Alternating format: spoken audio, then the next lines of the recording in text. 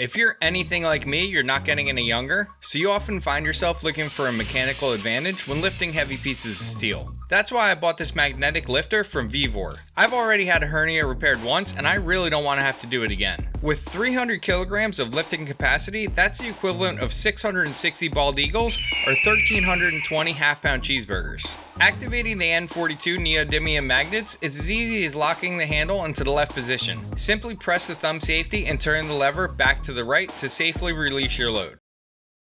Here I'm using the magnet to lift a 2x4 piece of 3/16 steel. Sure, I could lift it by hand, but then I wouldn't be able to make this video for you. The only limitation with 3/16 is that when you try to lift a full sheet, it gets a bend in the sheet which can cause the magnet to release prematurely. Once I had my steel at a comfortable working height, I was able to get started with my latest project.